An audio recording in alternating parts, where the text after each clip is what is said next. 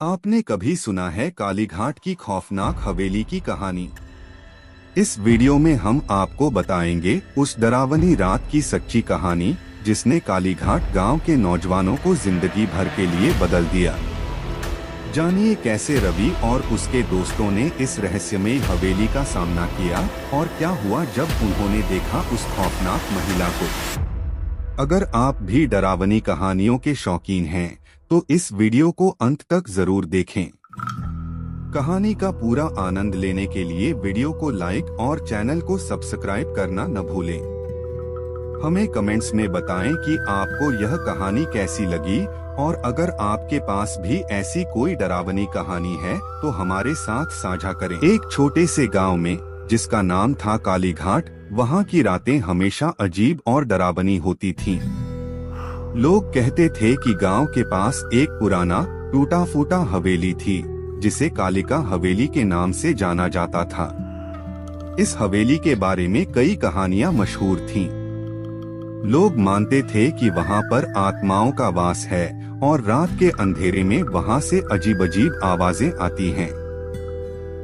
एक दिन गांव के कुछ नौजवानों ने फैसला किया कि वे इस रहस्य का पता लगाएंगे। उनमें से एक था रवि, जो सबसे ज्यादा निडर और जिज्ञासु था।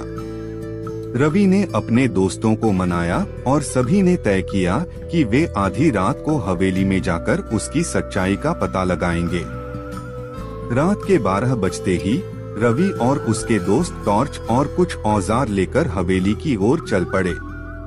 रास्ते में हवा के साथ सरसराहट की आवाजें आ रही थीं और पेड़ की शाखाएं ऐसे हिल रही थीं जैसे कोई छिपकर उन्हें देख रहा हो।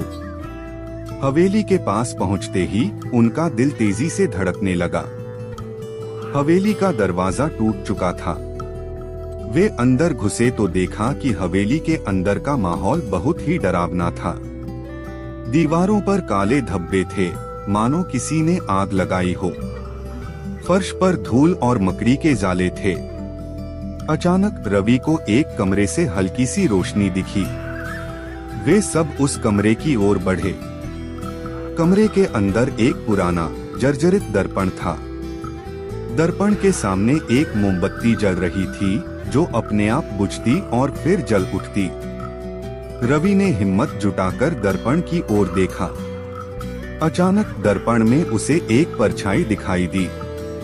वह परछाई धीरे धीरे स्पष्ट होती गई और एक पुरानी खौफनाक महिला का चेहरा सामने आया। उसकी आंखें लाल थीं और उसके चेहरे पर एक भयानक मुस्कान थी। रवि ने घबराकर अपने दोस्तों की ओर देखा, लेकिन वे सब जैसे जम चुके थे। कोई भी हिल नहीं रहा था। तभी उस महिला ने कहा, तुम लोग क्यों आए हो यहाँ? इस जगह से दूर चले जाओ, वरना तुम सब भी मेरे जैसे हो जाओगे। उस दिन के बाद कोई भी कालीघाट में हवेली की ओर जाने की हिम्मत नहीं करता। हवेली अब भी वहीं खड़ी है और कहते हैं कि रात के अंधेरे में वहां अब भी वही महिला की हंसी की आवाज गूंजती है।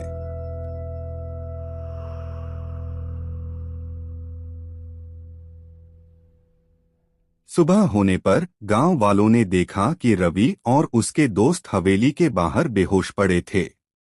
जब वे होश में आए तो किसी को भी उस रात की घटनाएं पूरी तरह से याद नहीं थीं। लेकिन सभी के चेहरों पर वही खौफनाक महिला का चेहरा उभर आया था। उस दिन के बाद कोई भी कालीघाट में हवेली की ओर जाने की हिम्मत नहीं करता।